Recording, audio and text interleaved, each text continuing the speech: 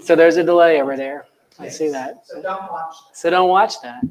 So we're live, apparently, for our 2023 Neighbor Day live conversation and auction, which I'll remind you, and we'll show you on the screen in a little bit. You can go to sjneighborday.com to register, and you can register up until 7 p.m., but I would encourage you to do that now. Register now, start bidding. I've bid on lots of good stuff, and I challenge you to outbid me profusely. If you don't want to bid on anything, you don't need more stuff, or you don't need a nice gift card to a local restaurant or to a venue nearby, there is, if you scroll down the page there's a thing called the Mason Jar, and you can just make a donation. Know that also, whatever you bid, all the winning bids and all the donations that we get through our Neighbor Day experience over the past couple of weeks will be matched by an anonymous donor. So whatever you bid counts double for St. James. And as you know, it's our 100-year anniversary. And so we're celebrating that. And a lot of this that we'll raise tonight will go towards a lot of the work we've been doing in celebration of that, part of that being renovation. And we do those renovations because we continue ministry for the next 100 years. And that brings me to a topic of our discussion tonight. We are going to be talking about what ministry is for us. And I've got some friends with me from the Compassion Coalition. Got Crystal Gorley, is it? And Gina Whitmore, both from Compassion Coalition. And what we wanted to talk about tonight was in Scripture, a verse I memorized as a child from the King James. I memorized it, Micah 6:8. What does the Lord require of you, O mortal? But to do justice, to love mercy, and to walk humbly with your God. And that reminds me, Jesus reiterated that in Matthew when he was talking to some good religious people who went to their places of faith and did all the right things. And Jesus said to them, you really like to tithe on the tiniest things. And he named a bunch of spices, dill, mint, and cumin. But you avoid the weightier matters of the law, justice, mercy, and faithfulness. So I wanted to especially talk to our friends from the Compassion Coalition because they deal a lot with mercy and justice in our community. And so tell us a little bit about that. I know the Compassion Coalition is a coalition of congregations. Yes. So what does that look like? How many congregations are in that group, and what does that So we have 53 congregations Wow. that are currently members of Compassion Coalition. Great. How does a congregation become a member? Maybe other churches are watching and want to join. So our goal is to inform, equip, and connect churches. And so a church would want to become a member if they want to go through our trainings, participate with some of the opportunities we have to volunteer. We try to make sure that we know everything that's going on in the community so that we can inform our churches. So we want our churches to be informed about what's going on in Knoxville, and then to be equipped to help those that are in need, and then connected so that they can get involved. And so if a church wanted to join, they would just give us a call and we could come out and visit, or you could visit one of our trainings. That's how most people get involved, is they come to a training and they go, oh, and they get to work with other churches, and it's Great. really helpful for them. Great. That's helpful. And what I like about it, I must say, so we call this week Neighbor Day, this celebration we're having every year. And that reflects on the fact that we do ministry, we live out our faith in community, and we believe that we're serving our neighbors for sure, but we're also serving with our neighbors, that we can't do this alone. And I know I've worked in the church for a while, professionally worked in the church for a good 25 years, and know that congregations, we have this mindset sometimes that we're all going to do our own thing, that we all need one of everything that's a good thing for a church to have. And the truth of the matter is, we can't all do that. Yeah. We can't all have a great food bank. We can't all have a great children's ministry. We can't all have, a great outreach in one area or another. But we can come together and do some Absolutely. things. And that's what I'm excited about, what you guys do. So, and I know some folks from St. James have come to trainings. Yes. What kind of trainings do you do, say, for congregations to help us? What are those about? Yeah, so one of our trainings we have is called Bridges Out of Poverty. Mm-hmm. And so it pretty much does a breakdown of the different components that, encompass poverty. Wow. So many of the time people think it's just finances, right? Mm-hmm. But a lot of the time it's a lot of, spiritual adversity, it's community adversity, it's the lack of that relationship piece that's missing. And then you have finances on top of it. So we break it down by different modules to discuss some of the most critical components that really feed into and help poverty to manifest. And then we delve a little bit into what poverty may look like here in our city in Knox County, just so that the teaching can be applicable and relative to what people are seeing today. Right. Mm-hmm. I think that's a great point you make there, that so many of us, in thinking about poverty and serving others, that we generally think, oh, it's lack of money. If they just had a job, if they just had this, if they just had this one thing, we'll often think of. And I think we don't realize how much goes into that. I was just talking with someone about how when you don't have as much, it's more expensive. Yeah. Some things are more expensive. Yeah. It's more expensive to have a bank account if you don't have money already, if you don't have a lot of money, because there are more charges and all that. And so it's expensive to be poor, and you wind up paying more fees for things that some who have more don't pay for. And some of us don't realize that. And so I love the kind of training that can challenge some of us who haven't had that experience, and we don't know.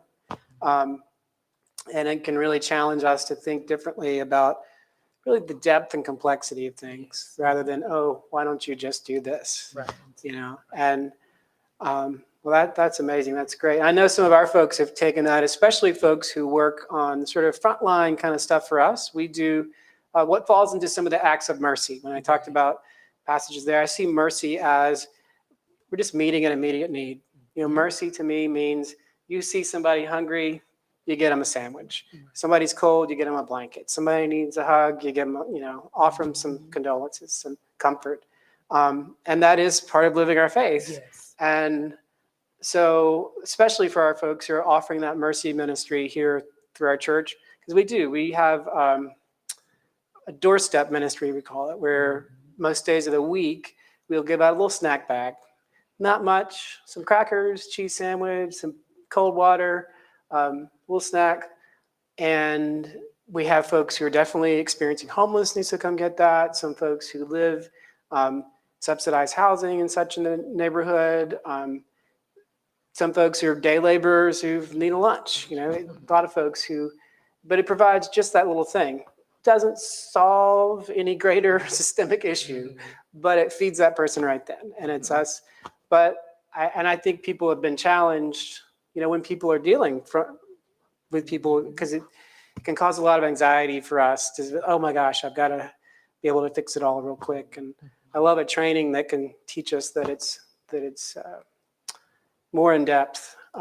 So how have you seen people respond to those sorts of trainings in congregations? What does that look like? Well, when you finish Bridges Out of Poverty, the most frequent thing we have is, what do we do next? Right. We want to get involved because it really helps them see what it may be like to live in poverty and how difficult that is. And so we equip churches to teach a class called Getting Ahead and Just Getting by World.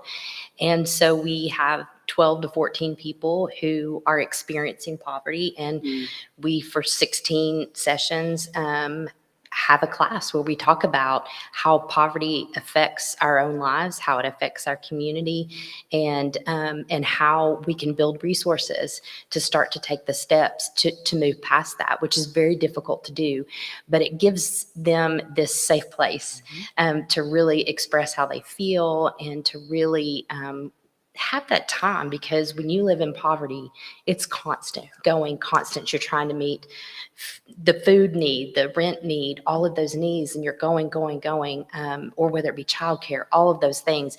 And at Getting Ahead, we provide childcare, we provide a meal, we pay them a living wage to attend the class, because what they have to say is valuable, and their time is valuable. And so it's just a safe place where they can go, okay, the kids are taken care of, the meal's taken care of, and I am getting paid to do this. And so they can really talk about how they can move forward and set goals. They use SMART goals that they set before they graduate. So that's often a response. Yeah. Okay, so a training for people who are experiencing poverty. You're saying that? Yeah. Wow, that's fabulous. And I heard in there that takes some effort. You guys have a staff and build an office space and all of that, and you're running these programs. You're offering some stipend to these folks taking the class. I understand that, and we're actually trying to raise some money tonight. So I'm going to remind people again to look at the auction on the website at sj100.org. I keep going to the food items in the Redbud kitchen there, but if you were going out to a nice dinner, then you might wear something nice. So I think there's some attire. I don't know if this would work on me, but there is you follow me, Kevin? Kevin, my cameraman, thank you.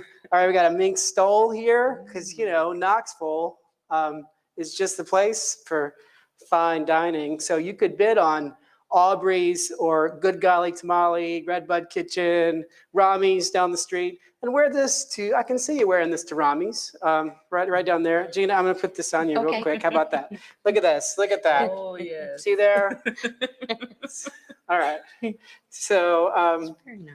yes, there you go. The bids are so good bids. So that's one thing to bid on. Check out some other things there to bid on as we talk about. You don't have to wear that the whole time. But anyway, I don't know. But check that out. And yeah, there are a lot of great items on here. Some decorative things, big things, small things. Check those out. Look down the side. There are categories. If you want to look for different categories, furnishings, decor, kitchen, all that jazz is there. And you could just give. And as we were just saying, organizations like Compassion Coalition and like St. James, we do, it costs something to do that. As members, we give to Compassion Coalition because our ministry is connected with what they do. Some folks don't know, so we should probably tell them. So I know you guys, you can tell me about it. I know there's an email that goes out and will somehow just have needs listed. That's right? Yes.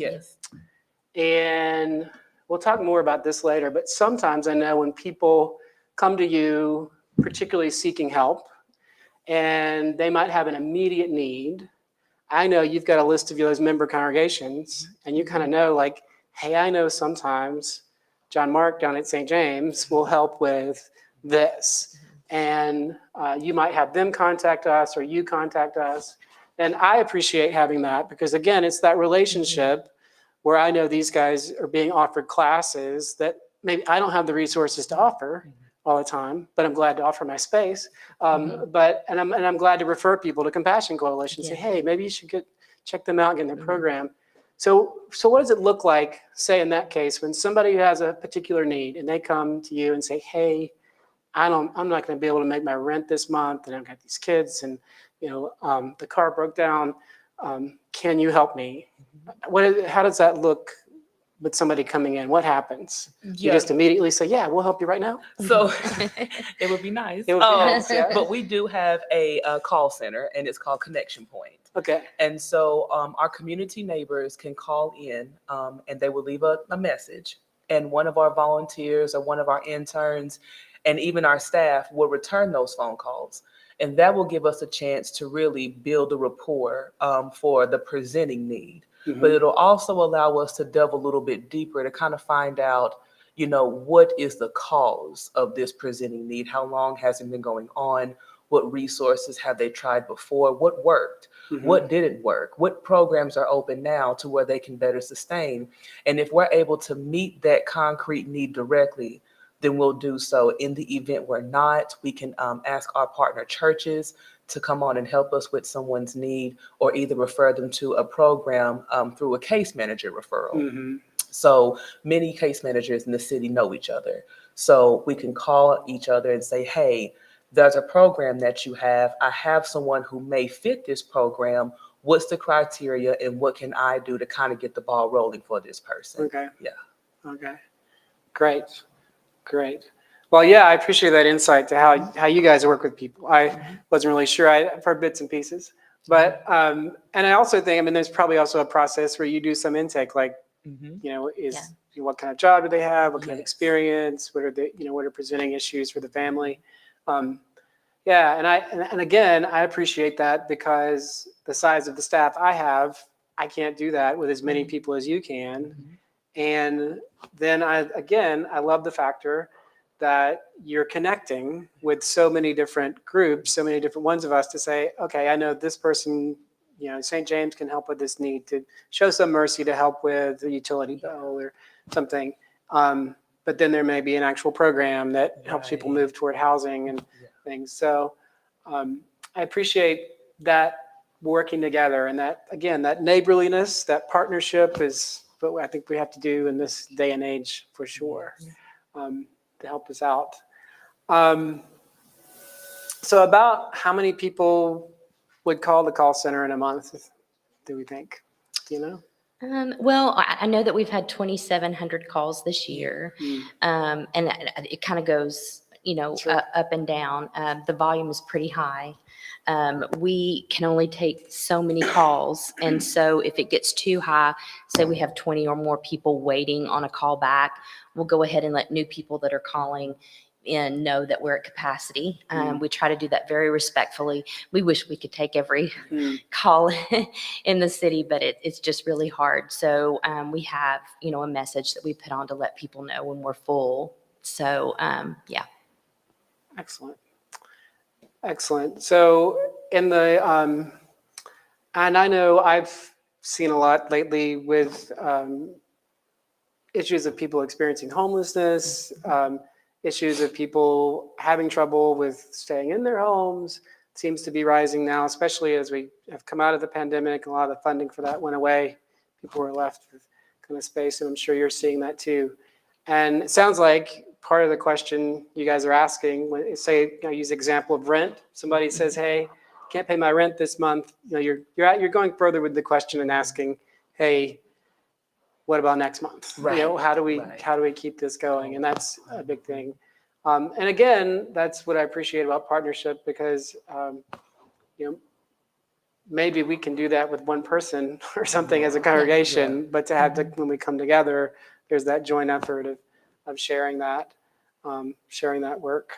I think that's what's probably the hardest thing right now is the price of rent and how much people owe. If you lose a job and your wage isn't super high, it's really hard to get caught back up. Yeah. And with the rising cost of rent, we're just seeing more and more people be evicted. And our top 3 calls are, rent, utilities, and housing. But what we thought was really interesting is that it's usually rent and utilities and housing's kind of way down there. But housing is one of our top calls now.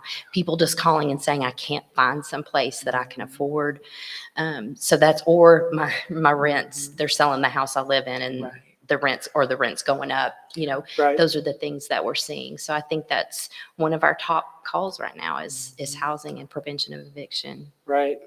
And that brings up, as I was talking about mercy and justice and faithfulness, I think that moves into what we call a justice issue. Whereas mercy is about meeting an immediate need. Maybe I can help somebody with a portion of their rent one month. But then what does that do? Right. If we're not working on some way of saying, well, how can we help these people be in a better position? And then there's also the issue of justice, of that there are systemic issues. Sure. We know that, maybe getting political, but I'll talk about politics in a minute, about why I think it's okay. But political in the sense that I'm saying, we know that, wages have gone up for some people in our world, and wages have stayed the same for a lot of people, especially those who earn an hourly wage. And cost of housing, cost of rent has gone up. The availability of even houses for sale has gone away, is getting smaller and smaller. So a lot more rent, and that rent is going up while wages are staying flat. And so that's the justice issue of how do we push at that. Here at St. James, we're a part of another coalition. It's been important to us called Justice Knox with 22 congregations. And it's a little tricky sometimes. People get anxious again. But we push with political leaders, community leaders, and saying, hey, one of the things we did over the years, it took us 6 years, but we kept saying, hey, we need an affordable housing trust fund, because we'd seen that if which cities have had that across the country, and that's helped put money into developing housing that serves those at lower income rates. And that happened. The city has agreed to do that and is putting that in. And part of my explanation when people say, well, aren't you getting political? The word politics in the Greek, to get all academic, and the Greek polis refers to like the people. The polis is the people, is the city. And so we live together in community. So yes, if there is a policy that I see government enacting, as a person of faith, I'm going to speak to that policy sometimes and say, hey, wait a minute, this is excluding people. We've created a system where it's so hard for people to find housing. We need a system that helps people because we want people working. We want people working in all the jobs across the board, and not everybody's going to be at the same equal level, and that's okay. But to have those basic needs met, is to have that basic fairness, is justice, and that's what I see in Scripture. It's all right. Need a drink of water? That's fine. Is that in Scripture, the prophets called for equity in serving the poor. That if you read all the prophets, most of them are talking about you're mistreating the poor. If you keep doing that, bad things are going to happen. And bad things do happen in our world when we mistreat the poor, and we see, a lot of the stress in our culture around that. So that's an issue of the justice, is when we can speak to that. And I'm glad St. James is engaged in kind of ministry that does try to do that. Even though churches, maybe we've really enjoyed mercy a lot more, and the faithfulness, having our Bible studies and our worship. I think a lot more of us are learning, hey, wait a minute, we need to speak to these issues. Right. Because I know for me, and what's drawn me in that, when people ask me, why do you do that? I look at our giving out food here at St. James. I'm happy to give somebody a sandwich, happy to give somebody a blanket. But when it's the same faces over and over again, I ask the question, why aren't things changing so that this person isn't continually having to come ask for this? And so that's justice for me, as I understand it, is that it's about that fairness within the community. And a lot of people may not even know that it's going on. Right. And I think it's really important that that our churches recognize that there are systemic issues that have got to be addressed. And if nobody speaks up, then how are we ever going to make a change? Right. Mm-hmm. And there are a lot of people out there that don't see what's going on, or they don't understand, or they've never been told about that. And I think it's important to speak up about those things and get involved in things like Justice Knox. Yeah. Well, and like you said about if somebody is in poverty and there's some issues, and you say, well, what's causing that issue? We can look at housing. We can, what happens if a family with, say, school-age children is in housing and they get evicted? And then they've got to go look for another place. Mm-hmm. Then those kids are looking for they're going to another school. Right. And they're probably missing a few days in the move. Yeah. And then they're looking for getting there. And the parents are scrambling to try and find a job or fix the car, deal with the health issue, whatever's put them over the edge so that they're evicted.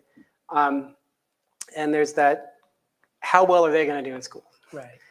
How much more likely are they to not be getting sleep, not getting the proper nutrition, and so they're acting out in school maybe, and we don't think about all those things, and how a lot of that's really connected. And that's one thing for me working with Justice Knox, is just we look at all those levels and go, oh my gosh, and so that does affect school discipline. And then school discipline, then we look at that and we say, hey, there's a disproportionate thing here with along lines of race and disability. And it's like, wait a minute, how come these kids are getting, and a lot of times you're right. Sometimes the response is, gosh, I didn't know. And then sometimes the response is, no, that's not really happening. Right. Yes. Yeah.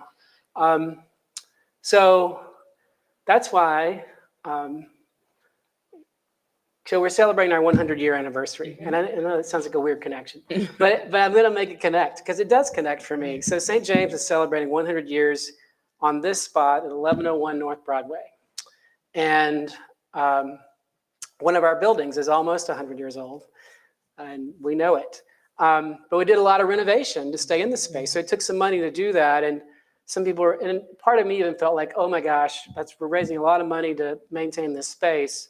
And we could just, tear down a building and develop a high rise of affordable housing, or we could sell all this and give the money all to Compassion Coalition.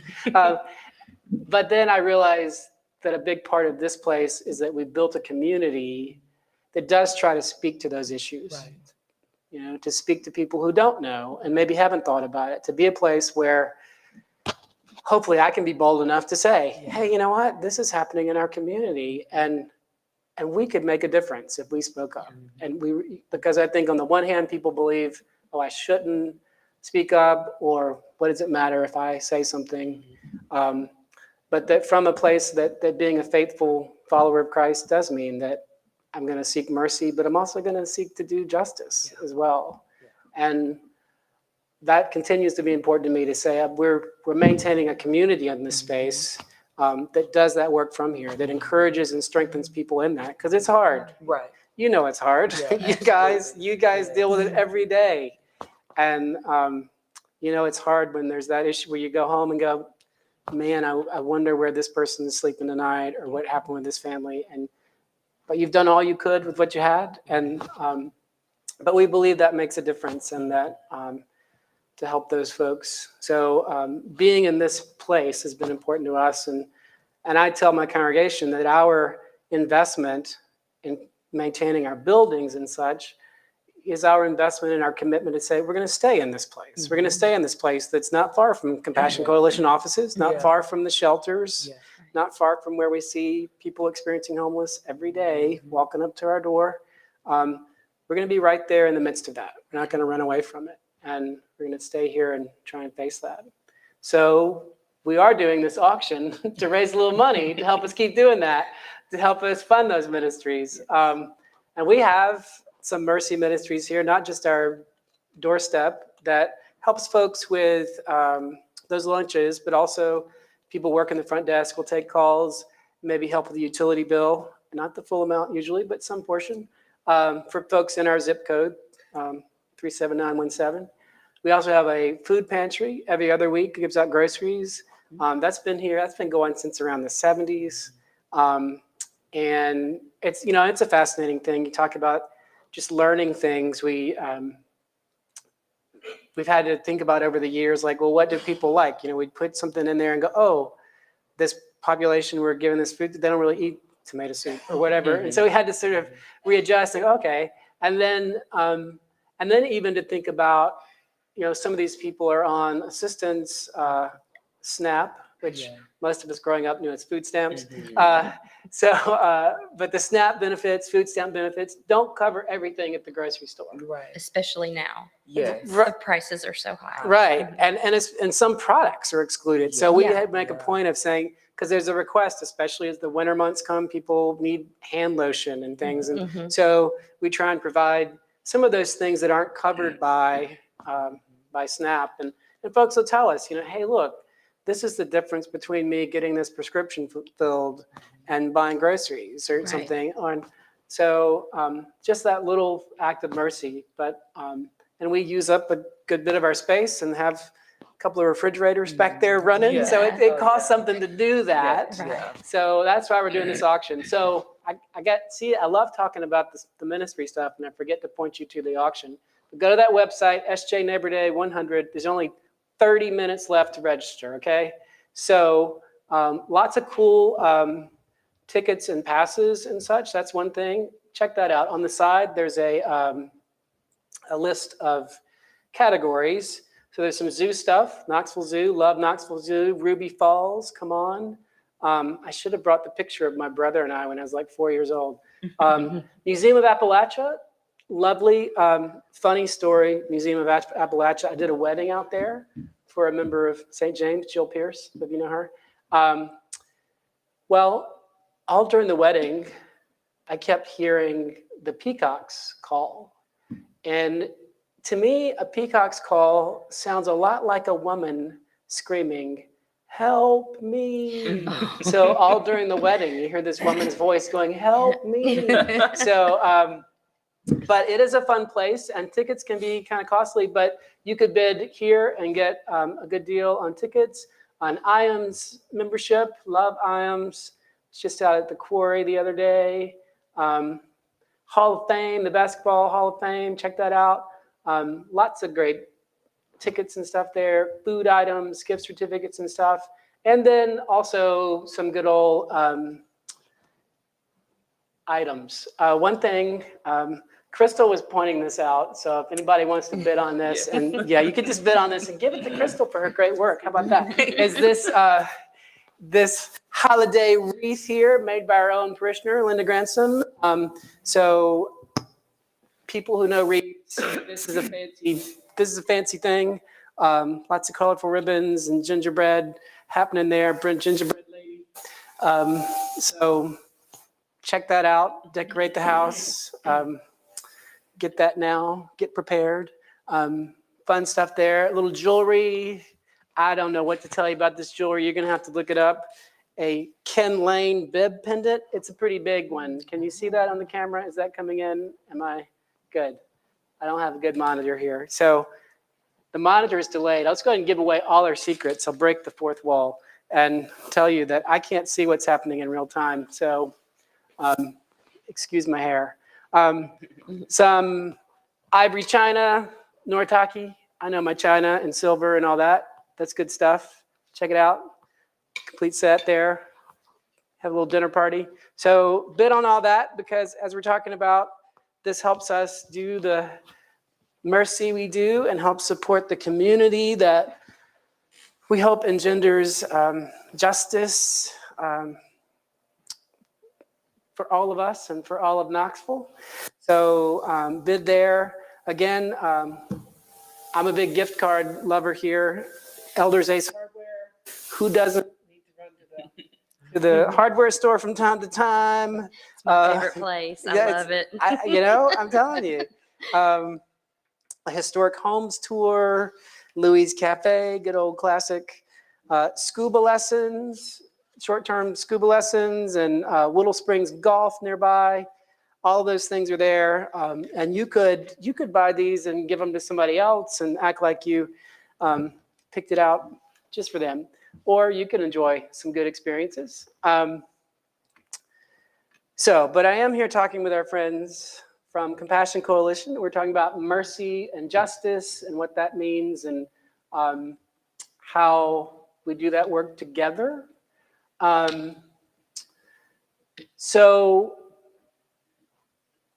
I was wondering if there are any good stories you could tell us, not giving away too much, but of people who've come through, say, a class and have seen some change in their life. What's the response of those people who've, especially like we mentioned some with the congregations who come through and maybe their eyes are open and say, well, what can we do?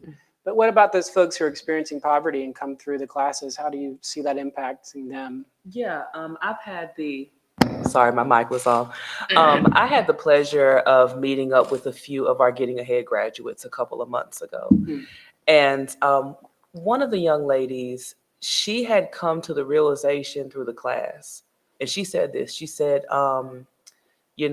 me failing to plan is me planning to fail. And she couldn't plan out her next step, her next move. And so, as Gina had said, poverty just has you in, just running 24/7 with blinders on, just trying to get the next need met. But because she's not able to stop and think and say, okay, let's find out what next month will look like with my budget. Let me depend on the resources that I had gained through the class to where I can get a better sense of self and just my, just me utilizing what I have and just maximizing the most of it. And she said, I believe I had everything I needed to be successful. I had everything, all the know-how. It was just trying to organize what I knew and just get a little bit of information, and that helped her to connect the dots. So, now she's working, she's more independent, because she believes in herself. Somebody cared enough to help her plan and to teach her how to do it effectively. And really, it's just a few little changes, and that right there can, speak volumes of someone's life. Wow. I also have one of a Getting Ahead graduate that's gone on for a while, but this is a Getting Ahead graduate that graduated probably about 4 or 5 years ago from the class. And we have in total over 250 graduates since we started doing the class. But she ended up becoming the director of the food co-op at the church she went to Getting Ahead. And now for this Getting Ahead class, I didn't know if we were going to be able to pull it off. I didn't have enough childcare workers. And she has organized and planned everything. And she is just incredible. And she was in a really bad place when she started Getting Ahead. And it took her actually twice. She stopped the first class. She was like, I just can't. I can't face it. I can't, face my whole situation. And she has just thrived after Getting Ahead and Wow. is doing really well. So. Wow.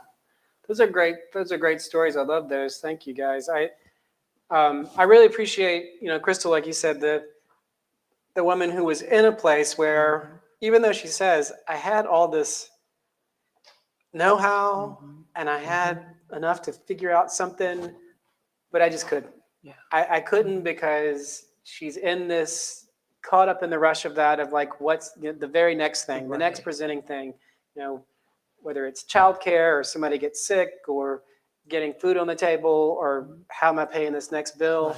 Right. And I see that with folks a lot of the times. And that's a hard thing. And something I try and teach in our congregation is to say, we got to realize that some folks, when they don't have these resources and they've been in that sort of cycle for a minute or two or longer, that the mind, there is this distracted feature of you. It's almost like you get this attention deficit, and you don't believe in yourself. Right. And maybe there's that lack of imagination that it gives them that space to imagine, hey, I can, even with what little I have, I can start to figure out how to make things better. I can create some space. Yes. There's a poverty of space when all that happens. So that's an amazing thing. I think that's part of our work in this. And it's one of those things where I think mercy and justice kind of get interwoven. When I talked about school discipline issues earlier, a kid who very young gets labeled as the bad kid, that just carries on. They believe it, and they can't even imagine themselves. I heard that from one of our partners years ago with the Amachi Foundation in town that mentors kids, that stories of a kid who once they had changed and seen some, hey, I can do something. So, growing up, there were about 10 blocks, and that was the world. And they couldn't imagine more than that world. But because somebody stepped in at some point in their life and showed them there was a world bigger than that, they started to experience more. Yeah. And so I think that's part of that, where mercy and justice kind of meet together as we're meeting those basic needs, but also changing that system where there's this oppression of imagination, even oppression of being able to believe in yourself. And a great story, Gina, of somebody who wants to give back, who has experienced, this helping them, and they want to be a part of helping that happen for others too. That's great. That's amazing. And I hope that'll be true for a lot of us as we are giving tonight, that we will think about how we've been blessed and we want to give and help make good things happen by supporting these ministries. I know that I mentioned the gift cards and certificates and everything, like Aubrey's and Good Golly Tamale. Those are a couple I bid on. I dare you to outbid me. But Louis, Rami's Cafe, all of those, you could bid more than the actual certificate because the money is going towards a good cause and you're going to use it anyway. So, for that Aubrey's Diner, it's 125, which would serve a good number of folks at Aubrey's. You could bid 150, and knowing that those resources will go. And we're certainly thankful to all these neighbors. Again, working with our neighbors, we've gone out. Some of our congregants have gone out and gone to their favorite places and asked them to give these gift cards. So we're grateful for all those who've done that and have helped us do this. So give frequently and bid often and outbid us all. Oh yeah, sign up if you've got to register, and the bidding ends at 8 p.m. So we're going to keep talking for a little bit, but 8 p.m. is the end of it all. It's not going on forever. And if you're wondering how you'll be notified, you'll get an email tonight. You get a call tomorrow afternoon. You can pick up and pay for things next week. Excellent. Unless you're in Minnesota, you can call us and we'll work out payment and shipping. Or Kansas or Arkansas. And if you have friends in Kansas, Arkansas, or Minnesota, you could send them a link now. They could still register and bid on things, right? Yeah. So there you go. So we were talking about mercy and justice, Compassion Coalition, that sort of thing. What are some other things I haven't mentioned about Compassion Coalition? What's a favorite thing of yours about working there, or something you want to highlight? What about you, Crystal? Wow. One of my favorite things about Compassion is it's a place I've never been before, and I've been in many different rooms. Tell me about that. And so you feel Christ. You feel it. And it's not even something that has to be, discussed frequently. You just feel his presence when working with Compassion Coalition. You see it in the way, when we're talking to church, it's the way we do our trainings, just the way that we are receptive to the community. And we try to make everything as low barrier as possible because many different programs may have barriers that will keep someone from dreaming to see a possibility past tomorrow. But it's the way that we take our time with our neighbors. It's the way that we allow our neighbors to pour into us, because we always look to receive something from our neighbors and not just the other way around. And I mean, just our ability to creatively think together, to figure out solutions. We all will come together on one particular case, right? One particular neighbor, because we want so badly for that person to be able to fly, right? And we want them to live the life that they see for themselves. So we come together, we critically think, we come with solutions, many solutions, right? And just having that very close-knit family relationship is something that I have not received working anywhere else. Wow. So I'm just blessed to be a part of the family. I keep calling it a family because to me, that's what it is. Wow. Instead of just an organization or just a job. So I love these ladies. Nice. Nice. I love that. And I'm actually registering right now for the. Oh, are you? Okay, all right. So that's fine. That's fine. If you don't have to hide it. You can register and bid. All right. There you go. So Crystal is showing you register and bid. Well, that's great. You guys have created this community there for folks working, and I think that's that's wonderful and powerful. And I know. Again, I said it's an organization I'm always glad to get a call from. When you guys say, "Hey, I need something," and on occasion we call you guys and say, "Hey, what do I do?" Because truly, some needs come to us as a church, and I'm like, this is going to take more than I can do right now. Right. And I think that's okay. We have to realize that, and then say, "Hey, we can pass this on." I know you guys have a relationship. I see you're wearing the pullover there of the Knoxville Leadership Foundation, Yes. which some people might know, but a lot of people might not. Knoxville Leadership Foundation, that's it, yeah. Yes. So I got to make sure I get it right. I was a part of Leadership Knoxville class one time, and I think I learned about Knoxville Leadership Foundation while I was in Leadership Knoxville. Yeah. But they're two different groups. But Knoxville Leadership Foundation, a big part of what they do is supportive housing, permanent supportive housing, Yeah. which I'm a firm believer in. Could anybody describe just a little bit what permanent housing is? Yes. Yeah. So Knoxville Leadership Foundation has several properties, but permanent supportive housing. We have the Flanagan location in South Knoxville, and it's for people who have been previously chronically homeless. And so anyone who lives there is somebody who has been homeless probably more than a year. And we have staff on site and really try very hard to make it a community. And so it's really the housing first model. You know, when you're homeless and you're trying to just survive day by day, until you get housing, you're probably not going to be able to meet some of those other goals that you may have. Very simply, do you have an alarm clock that you can get up to actually go to work? Do you have a place to shower? Do you have, here in Knoxville, we try really hard to provide those things, but housing first is really important. And so Flanagan, I believe, opened over 10 years ago. And we are actually in the process of starting another permanent supportive housing out on Callahan. So there'll be units there as well, also units for families. But yeah, it's a wonderful thing. And when you go over to Flanagan, if you haven't ever come, if you go over to Flanagan, it's like a community. And that's what we all need, is community. And so it's a really strong knit community and it's just wonderful. Yeah, and as I understand supportive housing, it's that those folks then have case management that continues Absolutely. while they're in the housing. And yeah, and I think some people, when they hear housing first, like, oh, everybody gets a house.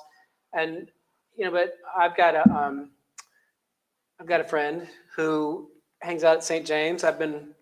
He's been a friend of mine for years, and he's been on the streets a good bit of his adult life. And so just to talk about partnership and neighbors. So I think one day somebody convinced him, go talk to folks at Volunteer Ministry Center about the program they have. So they talked to him, and they have an assessment. What's the name of this assessment? CHAMPS assessment. Thank you. For people experiencing homelessness, right? It's an assessment. I've sat with people getting it before, but I forget the name. But in that assessment, they said to him, hey, you should go talk to Knoxville Leadership Foundation because we think you could work in their program. Now, the story about my friend is, I think he may have flunked out of it twice. He got going and things were going, and then he's off another direction. But the third time, he got in, and he is in a place now. He was just coming to see me. Sometimes he'll show up way earlier than I ever get here, and I don't know why he continues to do that, but he'll lay down on the sidewalk and wait for me when I get here. Hey, but he's still there, and he's like, I'm still staying there. I got my place. I'm keeping it clean, and he's got a place to live, and he's off the streets, and he's also got support. Some of that's from me. Sometimes I'll remind him, like, hey, if you think about using your disability check to buy a motorcycle before you pay rent. Right. Let's talk about it Not first. a good idea. Because he was talking about that. I said, well, what about rent? And so we had a conversation, just to try and be that support for him. So I've seen people in that process, and I really appreciate it because I've certainly seen people succeed in that and thrive in that, and it'd be a good model for helping people get out of that cycle of homelessness. And I think relationship is the key. Exactly. You building a relationship with him, caseworkers, the different people he encountered, and it does take time. And, the path forward, we sometimes tend to be like, this is going to happen, and this is going to happen, and this is going to happen. But when you have had significant trauma in your life, when you may have maybe a mental health crisis, when you have all of those barriers that prevent you from doing this, you're going to step back, fall back a little bit and then step forward. And the patience and loving our neighbors through where they are and meeting them where they are is so important, so they can get to the point to where they're stably housed. And to my friends watching who are part of St. James, I'll say some of your giving has helped the friend we were just talking about in particular, because that friend, I have a discretionary fund that some of you give to and that we fund. And that means that at my discretion, I can make an immediate need. I do that act of mercy to help somebody. And with him, part of the process was him actually being off the streets for a little bit, but not in the permanent housing yet. And so part of it was like helping him get in a hotel for a short period of time as part of this cycle. And so I was able to do that with gifts from folks at St. James, giving to my discretionary fund. You don't have to give to that tonight, okay? I'm good right now. Go ahead and bid on the on some stuff from the auction. That'd be great.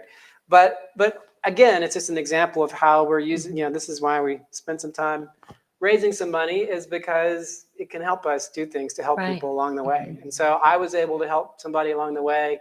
He, went to VMC, wound up with Knoxville Leadership Foundation. I was able to help some and continue to be in relationship.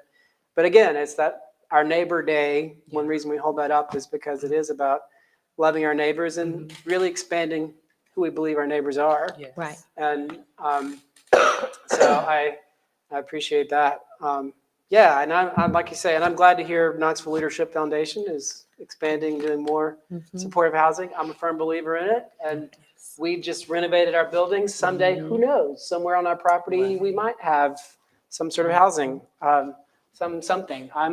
I'm happy to dream about what that could look like. And in the meantime, we do encounter a lot of people, say, who are experiencing homelessness, seeing people move into supportive housing, and had people volunteer with folks who are in programs as well as in supportive housing. So I'm a firm believer in it. And in my work with Justice Knox, talking about mental health issues and homelessness issues, and supportive housing kind of meets a lot of that. Law enforcement tells me that, they say, look, these supportive housing places we go, if we're called out there, rarely ever is it on some criminal call. It's quite often, it's when we show up for a health call. If, if somebody needs an ambulance, a police officer shows up as protocol. They said some of the shelters and stuff, sometimes things are where you've got a population that keeps changing and all that. I might get more calls there for a fight or drugs or whatever. They said, but this supportive housing, it really does help people stay out of that and helps them live in such a way that they're not on the edge and tipping over into those behaviors. And so I'm a big fan of it. And I know that, and it's an education issue with our communities, is really educating folks as to what it is and saying this is, because people are sometimes afraid of what's kind of different and they don't know much about, and again, talking about, this woman finding some sense of self in your programs. I mean, there's a lot of pressure being poor. That's a lot on you when people know and look down on you as poor and see you as less. And so I see your organization kind of helping lift them up. I appreciate that. So we do want to lift folks up. And we want to lift, and you can help lift folks. Crystal, did you get registered yet? I'm still working on it. Just trying to fiddle. Feel free to go. Just go right ahead while we're talking, okay? So Crystal is our example tonight. She is signing up now because you've only got like 8 minutes to register. So we got to get you registered so you can bid up until 8 o'clock because we want her to win the wreath. So I'm sorry, whoever has already bid on that, I'm sorry, I'm being partial. She's right here with me. I just, I'm terrible. There are other fun things to bid on. So maybe you have always wanted to learn guitar, or you got that grandchild who wants to learn guitar. You could buy them this guitar, valued at $300, Tito vodka guitar. I'm not even sure the brand of it, but you could buy this right here. I know 3 chords, G, C, D. That's a D. All right, there you go. Rock on. Rock on, my friends. So you could bid on that guitar. How about this Amish stair basket? If my lovely wife is watching, she would love this. Little basket that sits on your stairs. There's a great story. When we were moving to it from Atlanta, Georgia, over here to Knoxville, people were helping us pack, and I had to tell the people who were helping us that I had indeed never purchased a basket in my life. And I needed to tell them that because I think there were about 25 baskets in my basement.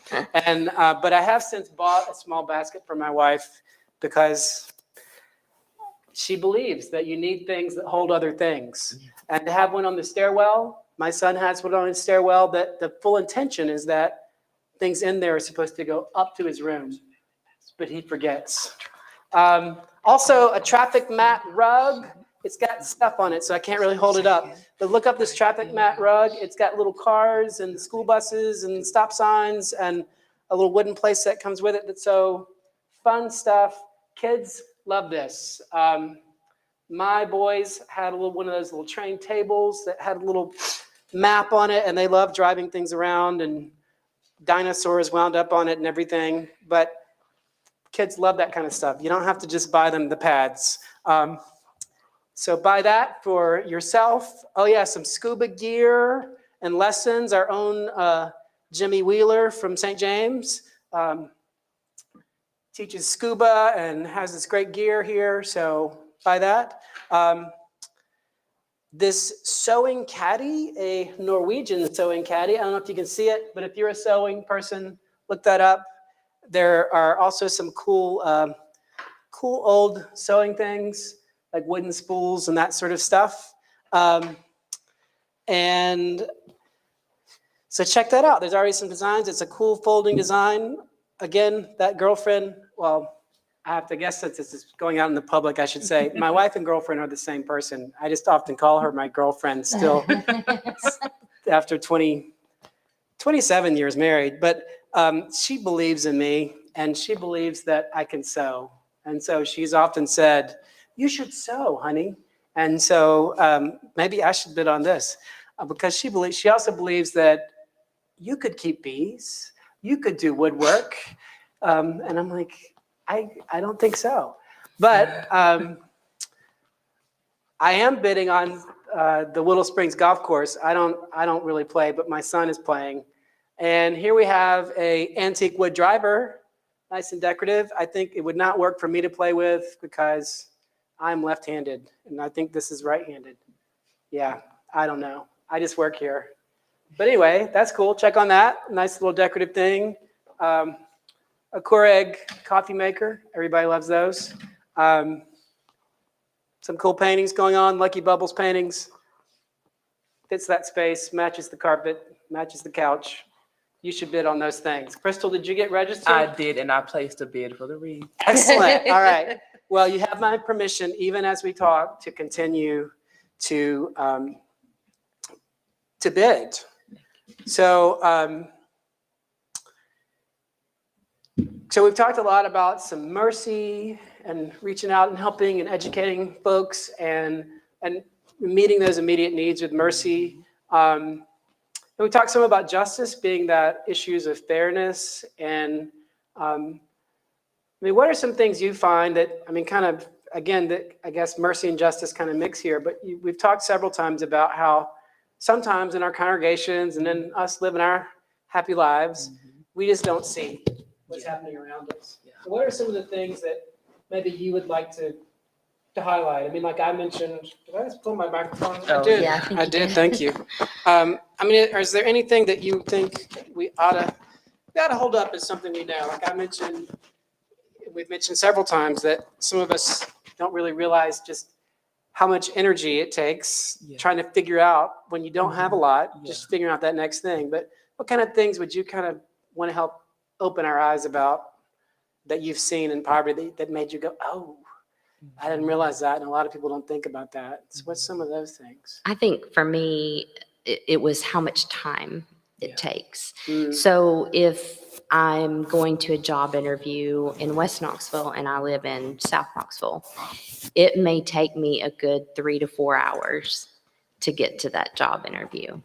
And can you imagine how stressful that would be? And then if you got the job there, how long it would take you to get to work. It takes more time. When you don't have that transportation readily available, how difficult that can be.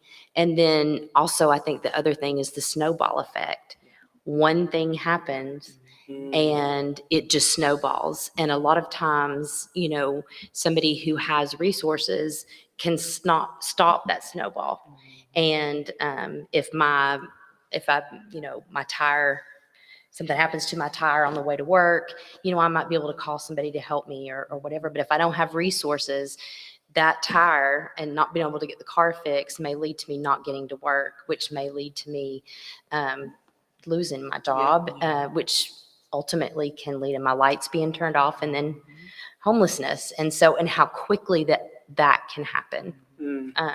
I think for me is what that I want people to know that they may not realize is how much time it takes when you're struggling. Yeah. Just in everything that you do. Yes. At my house is often been when we've stressed about things sometimes, when we have had those stressful moments about finances or something breaking, there was that moment when we took a breath and realized, you know what, there's a big old net that's going to catch us. We've got a lot of connections, but not everybody has that. We live in a culture where people have moved away. There's, for whatever reason, and maybe they've grown up in generations of poverty. Maybe, if there's addiction, that I dealt with somebody here who, it was generations of addiction that had been in that family. And so for this person, that's what they knew, and so breaking that was really, really hard. And they couldn't turn to those people because those people were still caught up in it, And I remember the USDA, of all groups, I think did a survey a few years ago that it was an alarming percentage of Americans, I think a good 40% or so, who could not withstand a $400 emergency. Right. Which $400 is fixing your brakes. Getting 40 tires can be $400 or more. And what that does, our healthcare emergency, if you don't have insurance, that if that happens to somebody, and then how that affects the job. So I appreciate that. That's definitely something that some of us can just, we sort of, well, of course, a tire, whatever, but that how it does snowball. Yeah. What about you? I wanted to say, Gina actually hit on something. We have a training called the Cost of Poverty Experience. It's called COPE. And what it is, it's a poverty simulation where hold on, a poverty simulation. Simulation, Just want to make sure that's clear. Yes, Simulation. yes. All right. So individuals are put in groups as a family, and you have a scenario where you have to make it through the entire month in poverty. Wow. You do not know what your race is going to be. You do not know what your gender is going to be. You have no idea, but you're taking on the lives of somebody else, and these are real stories. And so it's put together by AHA Process. And so the makeup is you have 4 15-minute sessions, and every 15 minutes counts as a week in poverty. And like I said, you have to get through, the entire month. Well, around the room, you have different resources. You have social services, you have the schools, you have the jails, you have pawn shops, you have all minimum these wage minimum employer. wage, right? Yeah. You have all of these things around the room, right? Yeah. And the thing is that a lot of the folks in this simulation, the resources are literally right behind them, and they still couldn't get to it. So imagine somebody who does not have transportation, who has to get from, downtown to, the food stamp office or to the Social Security office. It's even more difficult for them to find the time to get the resources, to get the needs met. Right. So when I put that into focus at the training, people say, well, if it was this difficult for me in my scenario to walk 10 feet to this table to get my need met, imagine how much harder it is for people who live this every single day. Wow. Yeah. And I think it hits people really hard. There's a lot of tears sometimes when we do the simulation. People who've worked with people experiencing poverty for a long time, and they're like, I didn't get it.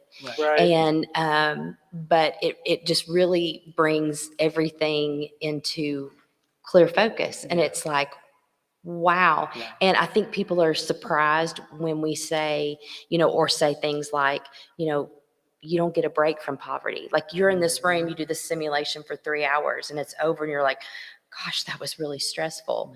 But somebody who's experiencing poverty doesn't get a break from that. Exactly. Yeah. Yeah.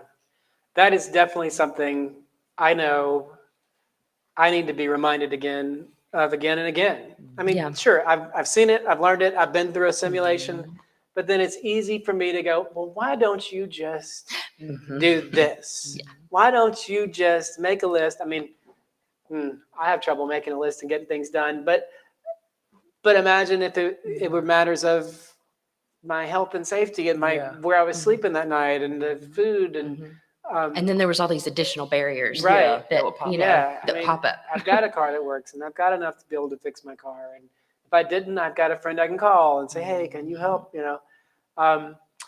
And speaking of those things, I mean, one of the things, Justice Knox, through the years we have house meetings and we raise up issues that people are concerned about. And a few years ago, one of them was transportation, and there were these stories, like you say, trying to get the job interviews, or they get a job, and then someone with a child has to get up at 5 a.m.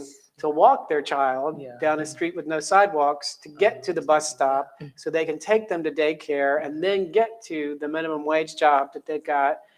And then after that, get to the daycare in time before they close so they're not charged extra then somewhere along the way, there's a child who's sick, or it's a really rainy day, or the bus is late, and then they lose their job after so many occasions of that happening. And so we've taken on really challenging how we work our transportation system. We're really pushing the city towards a micro-transit thing, which is a system that some groups, it's kind of between Uber and a bus, but but looking at some other options and what other cities are doing, what's working around the country, because all of these problems they're similar problems. You know, sometimes people push back and say, well, it's we're not like that city over there. We got to figure out our own thing. It's not a cookie cutter. And I always say, well, it's not a cookie cutter, but there might be a recipe. Right. Some people have found out the key ingredients that might work for the similar problems that we're experiencing. And honestly, it's going to take us all Yeah. to really address these issues. And, you can take an idea from another city and tweak it a little bit to your city. So, yeah. And I really appreciate you holding up those things that can be those real blind spots for some of us. And again, we need to be reminded of those again and again. And as people of faith, as part of our faithfulness, when we come together and we're worshiping and hearing scripture read and hearing a sermon and music and all this, that, a lot of what Jesus was teaching, a lot of times we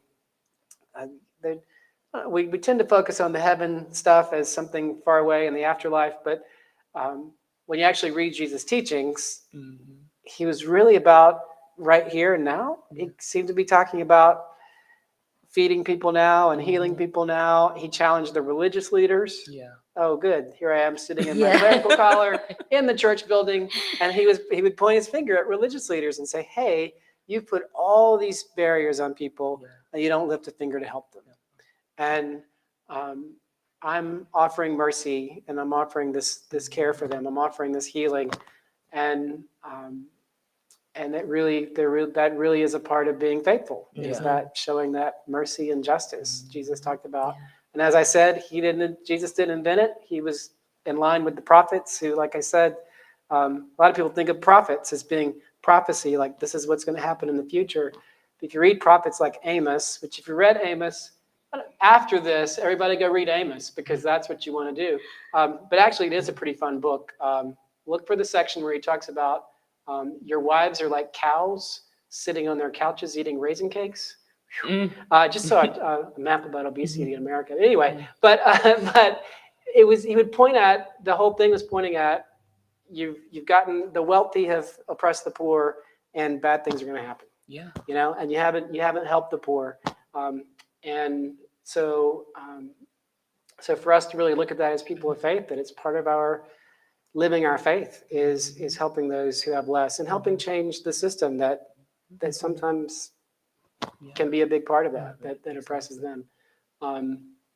It is so easy though to say, oh, it's all on those people. It's all on those people, those poor people, if they would only do this. But rather than saying, hey, wait a minute, this is all of us. Exactly. This is all of us. And there's some people haven't had the same choices as a lot of us have. And I think that's the beautiful thing about the church is that, you know, because we recognize that we are His, we have an inbuilt proclivity to want to serve and to help. Mm, And I think that when the more that the church becomes educated mm, around these issues, I think that that desire to want to serve grows stronger because you're coming up with new ways to make connections for one or two or a few neighbors in your community. So I think that when the church understands the importance that the building itself is not going to save you, mm, you have to get outside of the building mhm. in order to really see how salvation works amongst yourself and amongst your neighbors, no matter if their zip code is 37914, 37923. That's a really critical component. There's a lot of power in the church.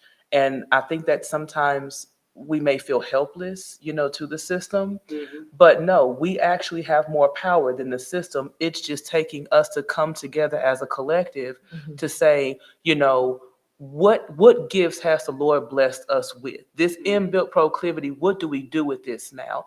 And I think that that is going to start swinging the pendulum of change for the church and our neighbors. Wow. Yeah. Wow. Yes. Amen to that. All right. I was like, all right, preach on. Preach on. Excellent. All right. Yeah. Wow. Wow. That's amazing. I really do. Yeah. And that's that partnership. It's that being good neighbors. St. James on our own, we're not going to build an affordable housing unit, but I can join with others who are doing stuff, and we can contribute to that. We can contribute to volunteering with groups, opening our space. Compassion Coalition has had trainings that met here, and we're glad. Our newly renovated space that you can continue to help support folks. You can pledge and here so we can have groups like this come and teach and learn and open our eyes and help those who are experiencing poverty. A lot of good things to bid on. I keep harping on the gift cards because I'm a big gift card guy. It's easy for me, and also there's a lot of food, and I like to eat. But they are quite handy, I must admit. A lot of fun things. So I'll show you a few things. What do we have to show you? All right, so for all my sneaker shoe people, there are these funky high top looking things. They're actually Sperry topsider, but they're like high top Sperry topsiders, which is kind of wacky. What size are these? I think they're called size 11. I wear a size 11. Huh. Okay. What do you think? I don't know. Sunday morning under my vestments sticking out, the plaid. Yeah, that could work. All right, lots of fun prints for the wall. I like this Lucky Bubbles print. Yeah. How about also a fine print of St. James, watercolor print here. We had some of these done a few years ago. Mike Collins, local. Oh, this is the original? Oh, wow, this is not a print. Thank you for pointing that out. This is not the print. This is the actual original. It started at $100. I might have to go bid on that. I didn't realize I didn't pay attention that it's the original. It says right there. Sorry, we're gonna have to pause while I go bid on this. But it's of St. James. It's a cool watercolor. Check it out. Have fun with that. You've wanted to start an aquarium. We've got it all right here for you. All right, electric toothbrush. Always good to have, my friends. Self-care is important, and a little gum and tooth massage goes a long way. So join in with that. And again, bid on those fun things to eat, fun adventures, go to the Basketball Hall of Fame, get your tickets to that, Museum of Appalachia, go listen to those. Registration is closed. So we're in our final hour of bidding. So keep bidding. Crystal, how's your bidding going? It's going excellent. I'm the highest bidder so excellent. far. She's the highest bidder. Nobody else bid. Okay. Yes, indeed. Good times. So, and again, this, we're raising money because we're building this community, continuing this community that's been here 100 years, doing good work. Like I say, our food pantry's been going since the 70s, and that was a big part of it. I've been here 14 years, and that was a big part of what they were talking about when I came they were really proud of. In fact, they fed people, literally fed people. And whether it's through the doorstep ministry or through the food pantry, over the years, some of you know other ministries we have. We've got folks who go into Morgan County Prison, work with folks there, work with folks coming out of prison. Again, you want to talk about opening some eyes. People do not realize how hard it is to get out of jail and try and do right. Yeah. Because how hard it is to get a job, to get housing, to get all these basic things. I was working with an individual, again, someone I've worked with for a bit, who had been in jail for a while, and in the process had lost, they were living in a vehicle that got impounded, and then all their belongings were gone. And so their birth certificate, social security card, ID, all of that was in there, was gone. And so we had to go through the process of getting all that, those basic things before they get a job, and then finding housing and trying to overcome that, and how easy it is just to fall back into the circles they were in before that got them in jail. And I think a lot of us are blind to that again. They're saying, oh, why don't, come on, now you're out, just go do better, buddy. But we need to be good neighbors to those folks and hold them and guide them and help them. And some people know my wife is very involved, and she will help them make a good list of saying, say, okay, we got to find, we need to find you find a halfway house where you can get some housing, or maybe supportive housing is what you need. Get you an appointment for mental health and issues. And she also tells them, these are all men coming out of Morgan County Prison, and she'll often tell them, no girlfriends for a year, okay? So it's just like, so you're working on this. And if you've got addiction problems, you're going to meetings, and she's like, make your list. And that's when she's always calling and said, we've made that short. We'll keep it really short. Keep it really short. Just clean and sober, find a place to live, find a job. Those are the things, and so we keep going back to those. But to be there and support, and even jokingly keep going back to, hey, you checking off the list Miss Liz gave you? Something else you all did, it just hit me like a ton of bricks. Did you know that you all hosted the very first Getting Ahead class in Knoxville? I don't think I realized that. Yes, you Wow. did. In 2011, it just hit me like a ton of bricks sitting here. We were in the room just right outside there, but this is where we ate. And I was like, oh, this is where we had this was the very first class. Oh, wow. So Cool. that meant a whole lot, trying this out, and y'all helped with childcare, all kinds of things. Yes, And meals. I know we've had groups here over the years. I didn't realize we were the first. You were the very first, yes. Excellent. Well, that's great. And that's one thing in renovating our space. We really are proud of sharing our space with groups. With Compassion Coalition, recovery groups. There's some grief groups that have met here. The board for Three Rivers Market meets here. Community board meets here. But just opening our space to those groups that are helping folks in the community. They're trying to provide and contribute to the community in some way.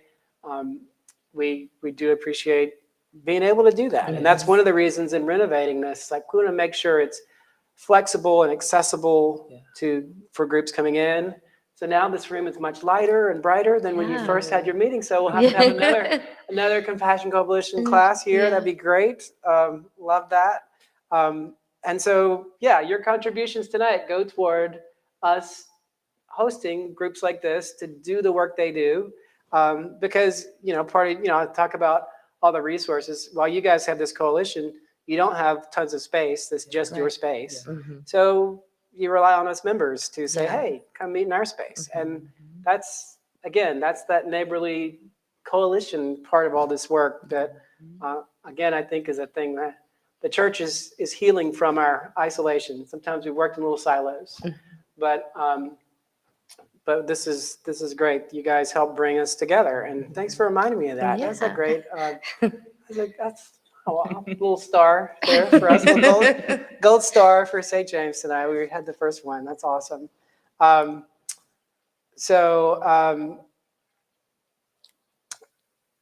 right. So my wife just texted me and said she's bidding, so that's good. All right. It's hard for me to bid while I'm right here, but anyway.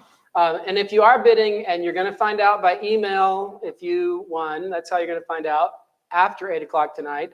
And then next week, Monday through Friday, 9 to 4, you can come by and pick it up, and you can pay by cash or check here at the church. So keep bidding. Crystal, you watching? Yes. Okay, Yes. it's all right. You have my permission to watch while we talk about that.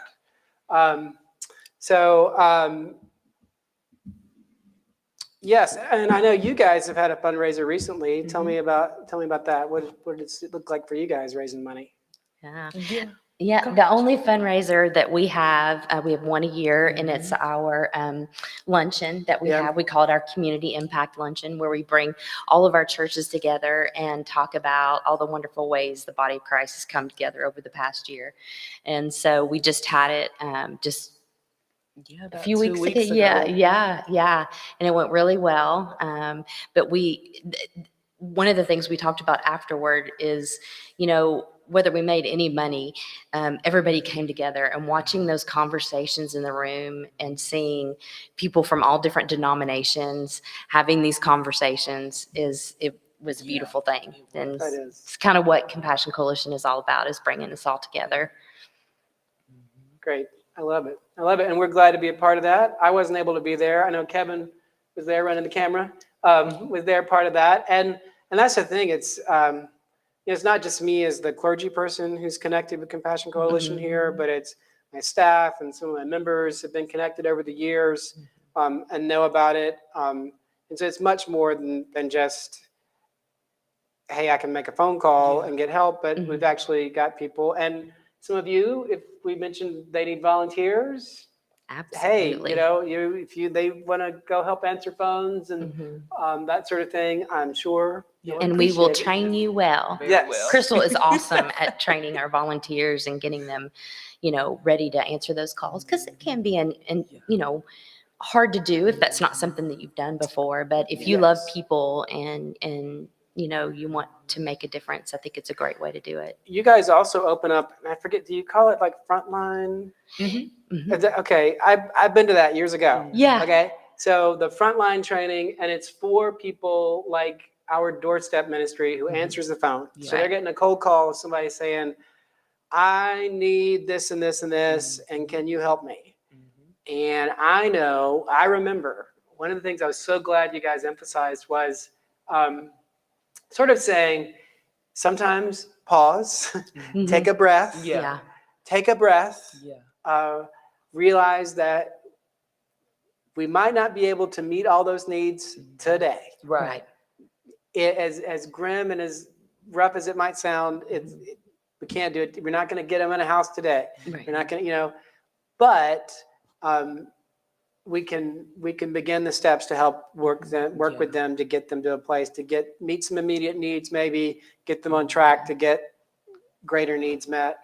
And that's such a benefit, because I know it's so easy for somebody who's not trained. Yeah. It's just a big shock, like, oh my gosh, I have to do this now. And it does. I mean, and still, I've been working in the church for 25 years, and all of those years, just about daily, there are things of people coming with needs that I cannot immediately meet. Yeah. And sometimes I don't know where to go with some of them. But to have some training to realize, what can I do? Right. And what's mine to do? What can I do? And who else can I connect with? Right. Do I need to call Compassion Coalition? Yeah. Or Or someplace else. Or someplace another else. Or do I church. need to say, hey, wait a minute, I don't need to call them. I know about this. So or we can do this. Yeah. So I really appreciate that. So what's some other aspects of that frontline training? What is that about? So one of them focuses on, how to effectively help, right? So that you're not essentially wearing out the manpower of your benevolence teams or your staff. A lot of the needs could seem to be crisis needs. Right. And so if someone calls in and they are in crisis, it very easily can catapult the church into a crisis mindset to think, oh, we have to hurry up and meet as many needs as we possibly can. But we're not taking that moment to pause to ask some of the critical questions that could then map out the best possible ways to navigate that situation with that individual. And really, it just takes that moment of just, let's wait. Mhm. Let's ask the questions that we need to ask. Let's learn more about our neighbor. So therefore, we can cipher what we can and what we cannot do, and what other wheelhouse we think we can connect them to get the need met. Because if you don't listen to their story, Yeah. you're not going to know how to help. Yeah, you'll flail. And you got to slow down to do that. Yeah. Right. Yeah. Yeah. And to maybe help them take a deep breath and say, Yeah. okay, Right. we can help with something. I can't do everything today, Yeah. and I can't answer all your needs, but I can do this, and I can Mhm. connect you with this group, and Yeah. and then once you hear the story, that helps better to know Exactly. what's Yeah. happening. Yeah, I definitely appreciate that, and connecting with some of what you were talking about earlier, Crystal, especially with a woman who realized her own agency and said, "Hey, I can do this. I can pause and plan." I recently took a continuing education thing in coaching, sort of a life coaching thing, and it was through a seminary in Georgia. And one of the things in the textbook says that we approach people as though they are whole, creative, and resourceful, Awesome. which kind of challenged me because I realized I don't always do that. Mhm. I often approach people as though they're broken and without help and nothing can be good. But I think part of this work you're talking about is helping the other people realize, I mean, sure, there are needs that they need some mercy shown to help them get over a Right. hump, to get somewhere. But also it's helping them realize that they are whole and creative and Right. resourceful. This woman Yeah. you talked about who said, hey, I can find the space to bring together all these things in herself that she said, I had all this in me. Right. I knew these things. Yeah. My life was such a mess, I couldn't bring it together. Yeah. But to give her some space and support that helps her say, hey, I can sit down and Right. make a budget. I can, that she's whole, creative, and resourcul. I think that's a powerful part of what we do. Yeah. Because it's easy to get in that fix it Yeah. mindset, Right. like, because I mean, we're problem solvers, most people, and Mhm. they go in and it's like, you need to do this, this, this, and this. Well, you're not in that person's shoes. Right. And so trying to step back from the fix it Mhm. mindset to the get to know you and figure out, how can I best help Yeah. the best come out of that person. Right. And, and there are certainly some folks, I have to say that I found that some of the mercy I was offering maybe wasn't the best thing over time. And I've had to just say, Sure. what I'm going to offer is very basic because, but to still be present to those people. Absolutely. And we experienced that in the prison ministry of a guy we'd worked with. He got out, he'd been out for a while, he violated probation, so he went back. And then we were writing a letter and went to visit. And his first question when we went to visit, it was like, why are you here? Why did you come? I messed up. I messed up and went back and I'm so embarrassed. And we're like, well, because we're your people now and we're with you. And, and it was disappointing, because we thought, gosh, we put in all this time and effort and he still violated and went back. But then it was like, well, that's not the measure of it, is it? It's this being present with him and recognizing him and as having dignity and even when he messed up, and that's hard because doggone it, we want to check the boxes Yeah, and say, exactly. we've done it. Well, that's pretty heavy. You could check the boxes on bid now and keep on bidding. And Crystal, feel free to check and see if you got outbid. Sure. Y'all wave at us if she got outbid because she's going to keep bidding. We'll see. I mean, we don't want to take all her money. But so my wife just texted me and said she has bid on the basket. Also, here's the thing from my wife. If any of you want to text me with positive comments, she says, I'm bidding now on the basket. The Compassion Coalition rocks. Isn't that sweet of her? That's so very sweet. there you go. She's pretty awesome too. You rock too, honey. Okay.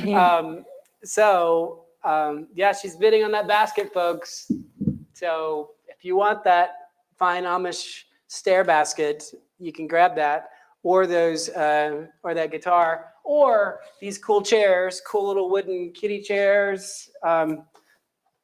And these tables, great children's play table. Best thing we ever had was a low table for my kids to spread out all their drawings and animals and all that on their own little space. So I highly recommend that. Again, the sewing thing, I just think it's really cool. Can I pick that up? Let's see. Yep, I can pick it up without breaking it. There we go. So you can see that. I can come around here. Okay, thank you, cameraman. Maybe if I set it right here. This is pretty cool. See how it's got that little fluted, what do you call that? I don't know.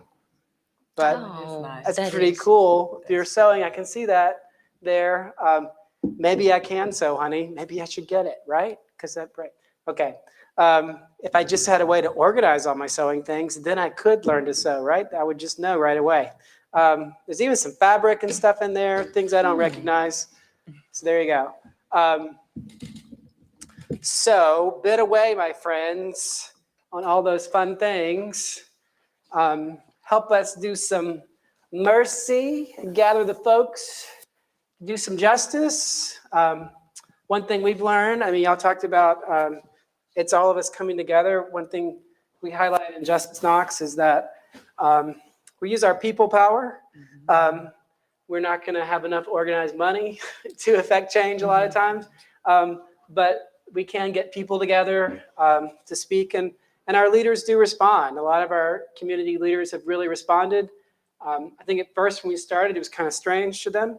Hey, wait a minute, there are groups of people coming to ask, and they're bringing lots of people at one time to ask us to look at things. But many of them have realized we're not going away, that we're forming a coalition of folks who are going to speak to these things. And so they are taking time to listen. And even if they don't do like the exact thing we're asking, we feel like we've contributed to the conversation. I'm excited, and you guys will probably be invited to this when it happens. I'm not sure when it's happening, but we asked the county mayor, the city mayor, I believe the DA's office to be involved, or maybe not the DA's office on this, but at least the county and city to be involved in having a homeless summit to bring in national experts on dealing with people experiencing homelessness, but to bring together people in Knoxville who are the stakeholders who are doing work with people on the front lines, and to really be in the same room. Yeah. Because as we talk about being neighbors and forming a coalition, one thing I've learned in Justice Knox, whether it's mental health or homelessness or anything, a lot of times there's that isolation or that separation among groups that are doing work. There's a group doing something over here that's good and a group over here, and they don't know about each other. And so that's one of the things we really want to do with this. And we push for that with mental health. And actually the county actually started that. Commissioner Jay was big in getting that, and Mayor Jacobs. And it's been exciting to get people in the room. I was in the room with Mayor Jacobs and some of his staff talking about homelessness, and the city has just formed a joint task force, a joint office on housing security, which is a big deal to be working together like that. And got to hear Mayor Jacobs talk about he's really aware of a lot of the issues and of that we're dealing with, and really wants to see some change and work for some change. So we're excited to see that. So you guys will be invited to that, I'm sure. So somebody from Compassion Coalition can be there in the room. Because it is about getting in the room and sharing with each other what other groups are doing. And that's really a lot of what you guys are about, is connecting a lot of us, being that point of connection. I know you do a lot of your direct work, but a lot of it, you've alluded to it, that there's this connection where you can say, well, maybe not us, but there's this other group. And I think that's so important, because we can't all do everything. So getting together and sharing and talking about what we're doing is important. So what are some of the exciting things maybe that you do connect people with? Are there any organizations you guys are excited to connect people with in Knoxville that are doing good things around the needs people have? Yeah, there's so many good things going on. Okay, I'd love to tell us more. Yeah, so there's a program that Crystal and I, and my mind's blanking right now. that Crystal and I did a Getting Ahead class at CAC. Mhm. Resilient families, and they provide pretty intensive case management for moms and children, for families that may be struggling and experiencing poverty. And we did a Getting Ahead class with the participants, and it just went really, really well. So that's really exciting. Just when we connect, I think one of the most exciting things to me is when we get a church involved. So I'm thinking about, when you first said that, I was thinking about Bright Futures, which is also a program of Knoxville Leadership Foundation and Compassion Coalition working together. But we place people who have aged out of foster care, young people, into housing. We have 13 placed right now in housing. We placed 21 over the life of the program that we started. But a really cool thing was we were able to place mentors with 3 of different participants that we have. The compassion staff actually mentors one, and then a church mentors, 2 churches mentor the other 2. And so it's really everybody working together. So while we have a caseworker from KLF and Compassion that's meeting regularly with these participants, they also have a group of people from a church who are just loving them and walking with them and connecting them to resources that they have, and just sharing a relationship with them. And so it makes a big difference. And so that's really exciting to me when I see all of us come together to do that. Wow. And there's a program, it's an organization, Hope Central, if Okay. you're familiar with Hope Yes. Central. We were able to pair with them to help them out with their Getting Ahead class that they started back earlier this year. And I think the beautiful thing about Hope Central is it's located essentially in the heart of East Knoxville.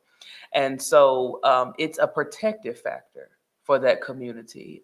They allow anyone from the community to come in to get whatever immediate needs met that they can meet. So whether it's a food insecurity, whether it's a transportation barrier, or if they need help with, finding someone to advocate for employment for them, or just navigate some of the barriers. One of the beautiful things about Vita Sprinkle, who's over it, is that she takes her time to learn the community that she is in. And so when you learn the community, you also learn the inhabitants of that community. And East Knoxville is rich. It's in the historic district, the historic African American district. And these are families that have been there for decades. And so I love that part about Hope Central is that they learn the community, they learn their neighbors, and they learn what their neighbors want for themselves. They don't come in to say, hey, this is what we think is going to bring change. This is what we think you may need in order to make it. No, they sit down and they ask these single mothers, they ask these young men who can't, go anywhere else for assistance. What would you like? What are you in need of? How can I best come around you to provide you with some type of love, some type of care? And these individuals might not get it somewhere else. So that's why it's such a protective factor for them. So for us to have that connection with Hope Central, we're able to see a lot of beautiful things come out of that program in East Knoxville. Wow. Yeah. Wow. That's great. It's great to hear you connecting with these other programs. I love that. And I don't know that I've known much about either one. So now I'm like, I want to go learn more. I invited my friend, Chris Battle, to be here tonight. And I invited him because we were the first co-presidents of Justice Knox 6-7 years ago. He's off in Cincinnati at some conference. It's a wonderful conference. I know. I'm missing it this year I for know, the first time. I know, I'm sad. what is it? CCDA. Christian Community Development Association. Yeah, and I've heard a lot of great things about it. I'd love to go sometime. But but Chris and I are very involved in Justice Knox because we believe that pushing for those changes at that policy level is important. And also he has started a few years ago Battlefield Farm, which really dealing with food disparity and teaching people about farming as well as providing produce, and has a bus now that does that. And he's going to come in our newly renovated space. He's going to come speak to a group. So in November, actually not just to a group, but in November on a Wednesday night, I don't have the date in front of me now, but he's going to come speak. And then in October, LaKenya Middlebrook from the mayor's office. LaKenya is working, has done a lot in the community over the years, but is speaking. she's going to be here October 25th at 6 p.m., friends. It's for everybody in the community, anybody, not just St. James, which is the other thing. We partner with you all. You can come to anything. You don't have to be a member or whatever. But Ms. Middlebrook is a community safety director. She's in the sense that what she's tasked with in the mayor's office is really addressing gun violence in our community. And Justice Knox has been a big part of having people in the room talking about gun violence, because that's something a lot of our folks were concerned about. And they are working with a national expert, and that, we had researched like these are the people who are doing good things, talk to them, and those people are working with us now. And a part of it is going into the neighborhoods and saying we've got to get to know people, we've got to work on changing things.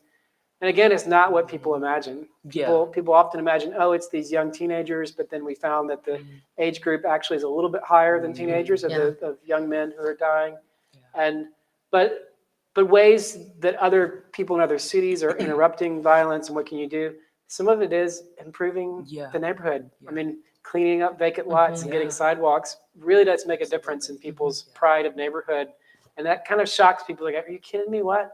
And it's like, no, really, it does. And so, again, just another example of how really getting down and looking at these issues, talking to people in neighborhoods, we see things differently.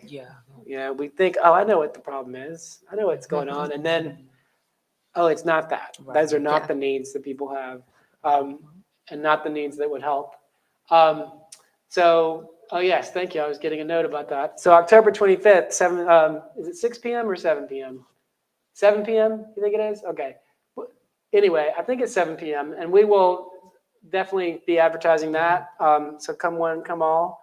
And that's the thing we want to do with our space. We've renovated our space. We actually no longer have pews in our nave, which kind of freaked people out. But we have chairs. We're going to have chairs we can move around in different configurations, so it can be more flexible to use for community events and to bring things in. And so to bring in people who can help just educate some of us about what's happening and what are good things we can do. And to provide, for me, being in community is important because, sure, I can believe, and I do have my own individual faith journey, but I need to be in community. And the Christian tradition from Scripture on talks about coming together as community. It's rarely an isolated thing. This salvation is not just an individual thing. This is about all of us. And I remind people the word salvation, the first part has the word salve in it, which is an old-fashioned word for some of our younger viewers. Some of our older folks know the word salve. It makes you cringe. But salve was like something, it's a healing ointment. I remember I got a bee sting when I had to be like second or third grade, get this bee sting. And I was at Miss Della Richards' house, Mr. Buddy and Miss Della Richards. My father was the pastor of Arkadelphia Baptist Church in Lowry, Alabama, which is right between Burnt Corn and Evergreen. Okay? And because you know where that is. And I've actually been to Arkadelphia. Get out of here. So Arkadelphia, Alabama, that's a different place. But Arkadelphia Baptist Church, I know where Arkadelphia, Alabama. My grandmother was not far from Arkadelphia, Alabama. But this church. But anyway, I got a bee sting. And what Miss Della put on she put a salve on the bee sting. It was snuff. Snuff. Yeah. Powdered tobacco, moistened, put that on there, and supposedly it soothed it. But salvation, salve, it's about healing. It's about putting that healing on there. And healing's a joint thing. It's not an individual thing. It's all of us coming together to experience this life. The body of Christ, as it's talked about in Scripture, is all of us coming together. And so we, as a community, when we name that body, that's part of why we maintain this space and this community, is that we are encouraging and building up people to say, okay, we come together to worship, but we go from this place to go and serve, and we serve from this place and in this place. So that's why we appreciate your bids, because those are helping us do the good work we do, connect with all these things, learn about all these things, which I'm sure some of you are taking notes. You're going to say, well, why don't we have those people come join us sometime, which is great. They could come join us and join in our space. So everybody's bidding. You've only got about 16 minutes by my clock to bid. So thank you guys for sitting here talking with me all this time. So there's some other fun things over there. You've been wanting to mount that television on the wall. There is a wall mount that I don't think anybody's bid on yet, but for 25 bucks, you could have this fancy wall mount to mount your flat screen television. You know you've got one you want to mount for yourself, that child or grandchild playing those video games. Yep. I don't know how these shoes are doing, but maybe it could be me. Oh, and here's like, what is this? A gift card for Bliss and Tori Mason shoes, like shoes and the designer place. Some ladies love them some shoes, so grab that. Ooh, Cruise Farm. I didn't realize that we had Cruise Farm. Ooh, $35 gift certificate to Cruise Farm with a t-shirt and a mug. I'm going to have to take a break and bid. I do love me some Cruise Farm self-serve, some good stuff. And you can get pizza out at their place on out. Good stuff, and they do good things. They actually have ladies empowering women working in business and dairy farming and all that stuff. So it's not just serving you ice cream. They're actually teaching some folks and encouraging them in entrepreneurship and business. Lots of wall prints and things. Look at those. You need some decorations. Get that. Food items. If you want to buy some of the food items and give them to your rector, that'd be awesome. Basket. Make my wife pay a lot for that basket, okay? Because I love her. And so we. So my wife was asking. She must not have tuned in earlier. How many congregations? You can text me any of your questions. How many congregations in Compassion Coalition? Did you say 53? 53, yeah. 53, 53, honey. Did you get that? I think we've got 22 in Justice Knox, at least. And so we need to talk to those others who are in Compassion Coalition, let them know. Oh, I just got word that our friend Margaret Bickley is watching from somewhere in Spain. Margaret is walking the Camino de Santiago, the Way of St. James, which is a 500-mile pilgrimage, starting in Portugal and going in Spain to this place where they believe the remains of St. James were buried. But it's a pilgrimage a lot of folks take, and some of us have been hearing about that on WhatsApp. I think she'll be back shortly. I think she's only got about 40 miles left in her 500-mile journey, so she'll be back home. She started in early September. Oh, wow. Yeah, That's so incredible. just over a month that it's going to take her. I think it was actually September 9th. So yeah, just over a month it's taken her to walk 500 miles.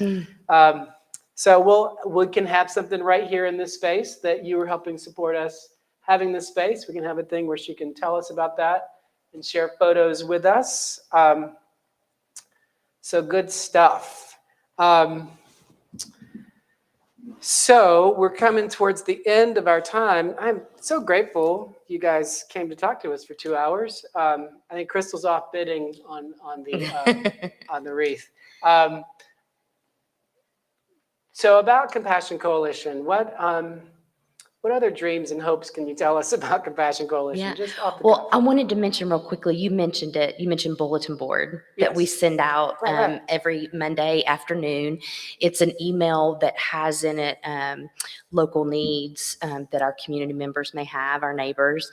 It has in there how to support other local organizations and ministries, available trainings that might be coming up. And so it kind of tells you about, everything that's going on in the community. Plus you can meet a neighbor's need.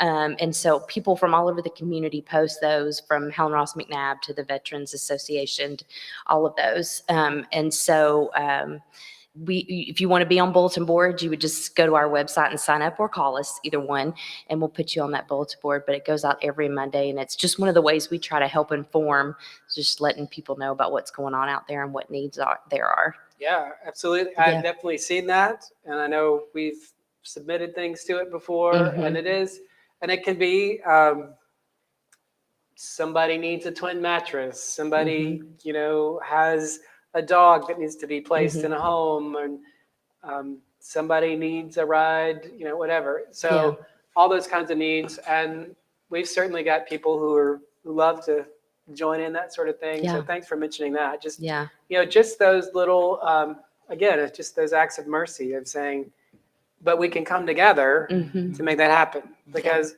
and then you get that resource, and I'm so grateful.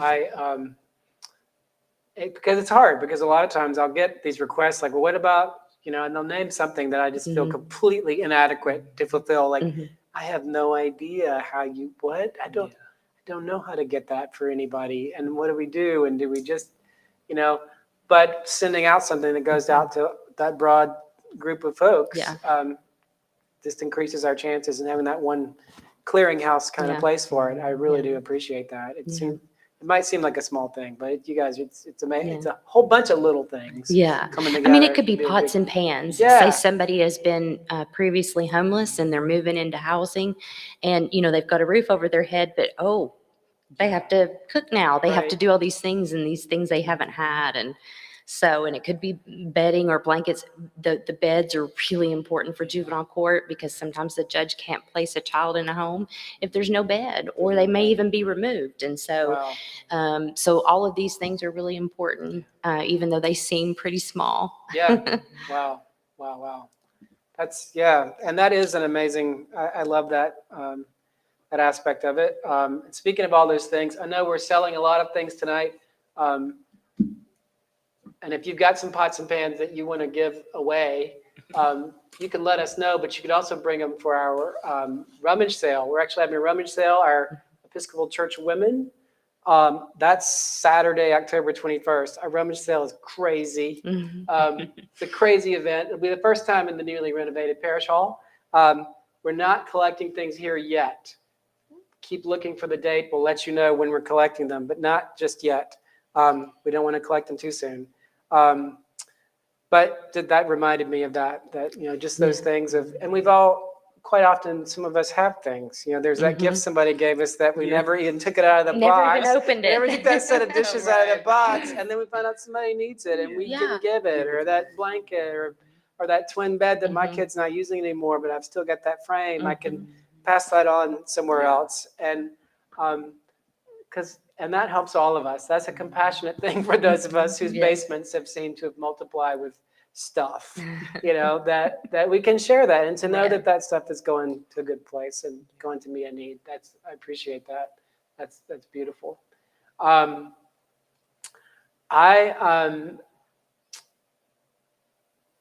just wonder about just what are some of the dreams you could see us making come true in the community with coming together?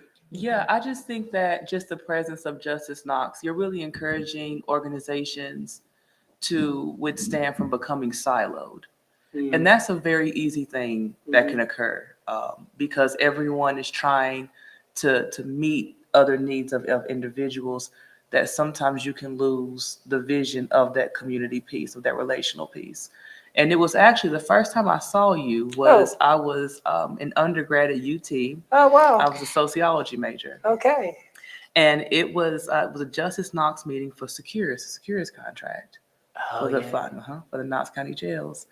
And when I saw that, I just saw all the different organizations and people that came together just for that support. I had never seen something like that in Knoxville. And, to see the level of passion that you had when you were speaking on behalf of those who were locked up, whose voices could not be heard. That's when I said, okay, he's really about this. Like, he's the real deal. Oh, thanks. And I just really feel like when we all come together to do that, that breaks that silo. It really does. For us to say, hey, we have a lot of things in common. We have a goal. We have a vision to just bring the awareness of Christ to the church and to people's lives. Yeah. And I think that that vision right there is going to be the key to just keeping all this together and growing it. Right. It is. And I appreciate that. That's special that you were touched by that. That's encouraging because it's sometimes it's exhausting, right? Yeah, very. Whether it's the on the street direct action mercy stuff or whether it's this trying to speak up about tough issues, it can feel exhausting and feel like we're really small. But when I know, for me, when I know I've got communities around me, and when I pause and go, no, wait a minute, this is a serious, important issue. I'm gonna speak about this, and I can speak for this, and I've got these people with me, and I've built relationships with people who are on the inside, and I've seen that, and just believe that we do need to bring justice, and that we can make a difference coming together and sharing that work. Well, I appreciate that's encouraging. Thank you, Crystal. It means a lot. And it's also, and for me also, it's been, my own kids have commented on my engagement with this work, and that was my oldest son even wrote a letter after he left home, saying, hey, seeing you being passionate about people who are sort of the underdog and who have less, and speaking up for those people whose voices aren't heard because they've got a voice. Yeah, they're just there's some noise that's keeping those voices pushed down. I know for us during the pandemic as a congregation, especially triggered by George Floyd's death, and we did a study on racism, and it was actually designed by the Episcopal Church, and it was designed for white folks like myself, because it was sort of like, there's some things you need to hear and talk about, and it spanned the gamut of looking at Black racism, Asian Americans, Native American. I mean, it was a whole span of looking at some of the history here. And as we were talking, people were like, "Oh, what else can we do?" And I know a lot of churches, and a lot of our immediate stuff was, "Oh, is there another study like this or another book study we could do?" Which is great. I love a good book study or whatever. But then when I thought about, well, what can we really do? Like when people say, "What can we do?" Well, we come together. Yeah. So we come together, and all the issues that Justice Knox is addressing disproportionately affect people of color. Yeah. Whether it's school discipline, whether it's housing, whether it's mental health issues, whether it's transportation.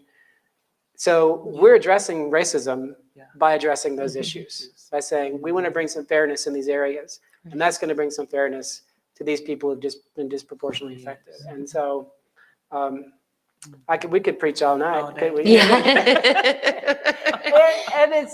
and again, it's not one or the other. It's not just going down to City Hall and saying, "Hey, we need to change this. Yeah. This is a good thing that you're doing this over here, but let's don't forget that this is suffering." We also need to be doing that immediate work of mercy, of helping immediate needs. You need to do that work of educating and empowering people who've been told they didn't have a voice, they didn't have the power, they didn't have the imagination. And that's what we're doing. We're running out of time. So you have 3 minutes to bid. Oh, Crystal was outbid at $47. What? Go quickly, Crystal. Go. Come on, people. Are you kidding me? I hope you're going to give it to her. If you're bidding on it, I hope you're going to give it. Whatever. Anyway, so I'm really grateful for you guys coming tonight. We've only got a couple more minutes left, and I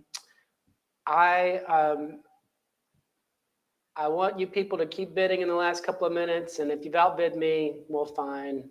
I appreciate it. Also, you could just go to the Mason jar and give, or we'd be glad if you want to just give a check to Neighbor Day, because all the stuff given to our Neighbor Day, every dollar is met dollar for dollar by a anonymous matching donor. Thank you very much, anonymous donor. You know who you are. I hope you're doing well. And so thank you guys for coming. I appreciate it. I've learned some more. I thought I knew a lot about Compassion Coalition, but apparently I did not. It's been delightful. You're so gracious to spend 2 hours on a Saturday night. Does anybody know what the score is? I don't know. Was there a football game today? There wasn't? No, no, No, no. not See, a what- UT one. Okay, what do I know? Oh, yeah. I'm not wearing crimson because my son went to Alabama, but Yeah. or I grew up there. I like my sweater. But so to everybody watching, you can come hang out at St. James and get involved in the mercy and justice we're doing, or maybe you already are. You could get involved in some mercy and justice that Compassion Coalition's doing, and know that we're all working together. So I look forward to us hosting more classes and more events and joining in with you guys and learning more. And before we go, I will, how about we close with prayer? How about that? I'll offer us a prayer for unity and justice. So let us pray.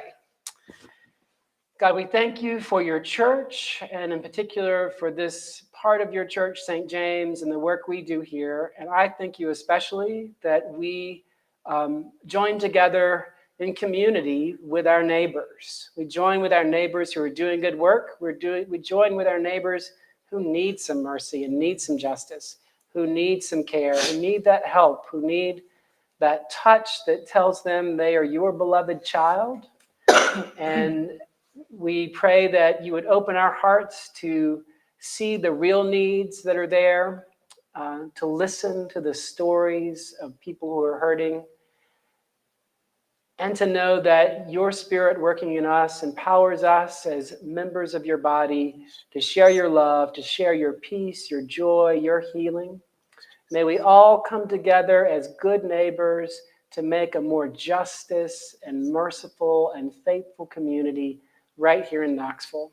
And by doing so, may we know lives and hearts change, not just of those that we see and think of as in need, but of all of us, that all of us may know our hearts changed and transformed by your love, dear Christ our Lord. Amen. Amen. Amen. All right, thanks friends for watching Thank us on the you. YouTube. Thank And thanks for bidding. It's all over now. You'll find out shortly if you won. Are we going off air yet? I'm waving goodbye.